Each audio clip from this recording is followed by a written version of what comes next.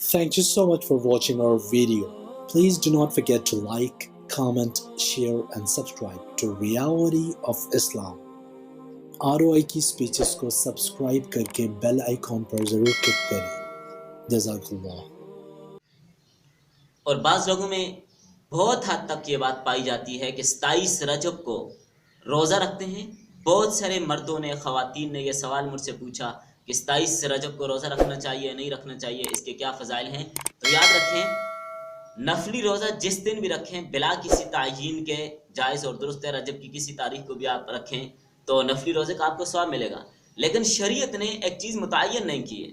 شریعت نے کسی کام کے لیے ایک دن متعین نہیں کیا ہے کہ آپ رجب کی کس تاریخ کو روزہ رکھیں کس کو نہ رکھیں، اور نہ ہی کسی تاریخ کو نبی صلی اللہ علیہ وسلم یا صحابہ اکرام نے سنت قرار دیا ہے کہ اس تاریخ کو روزہ رکھا جائے. جب یہ چیز نہیں بتائی تو اپنی طرف سے کوئی دن خاص کرنے کی شریعت نے اجازت نہیں دی. اب بعض لوگ 27 رجب کو خاص کرتے ہیں روزے کے لیے کہ 27 رجب کو روزہ رکھا جائے، اس کو ہزاری روزے کا نام دیتے ہیں کہ اس پر 1000 روزوں کا ثواب ملتا ہے، اور اس کے علاوہ اور بھی بہت سارے فضائل انہوں نے اس پر متعین کیے ہوئے کہ اس پر یہ فضائل ملتے ہیں. یہ بالکل غلط اور من گھڑت بات ہے، اس کی کوئی حقیقت نہیں ہے. آپ کتب احادیث دیکھ لیجئے، اس سے اس کا کوئی آپ کو حوالہ نہیں ملے گا کہ 27 رجب کو نبی صلی اللہ علیہ وسلم یا صحابہ کرام نے روزے کو لازم قرار دیا ہو.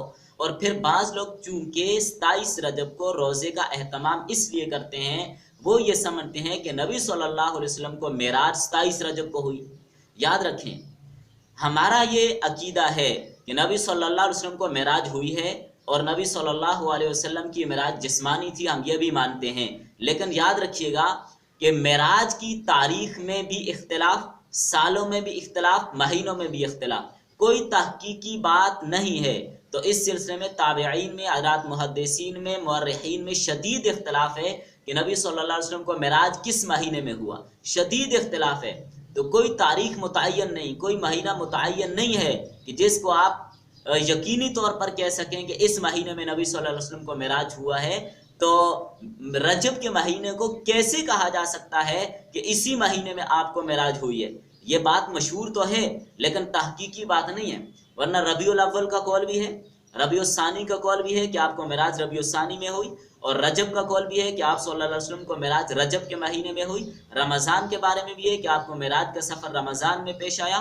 شوال کے بارے میں بھی ہے، ذوالقعدہ کے بارے میں بھی ہے، ذوالحجہ کے بارے میں بھی ہے. تو یہ 7 اقوال جو میں نے آپ کو بتائے، یہ 7 اقوال کہ ان کس مہینے میں معراج ہوئی، کوئی پکی بات، یقینی بات نہیں ہے. پھر آپ کیسے کہہ سکتے ہیں کہ 27 رجب کو معراج ہے تو اس دن ہم روزہ رکھتے ہیں اور اس پر یہ فضیلت اور اس پر یہ ثواب ہے؟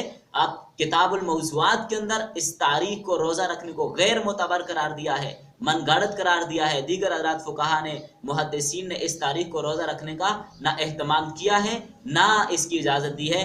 نبی صلی اللہ علیہ وسلم تقریباً اگر ہجرت سے 2 سال پہلے معراج لگائیں تو 12 سال اس کے بعد آپ صلی اللہ علیہ وسلم زندہ رہے. 100 سال صحابہ اکرام کا زمانہ رہا، تو نہ ہی نبی صلی اللہ علیہ وسلم نے اور صحابہ اکرام نے اس تاریخ کے روزے کا اہتمام کیا ہے، نہ ہی اس کا حکم دیا ہے.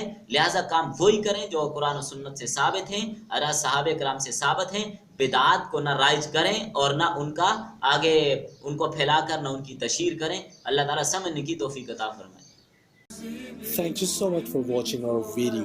Please do not forget to like, comment, share and subscribe to Reality of Islam.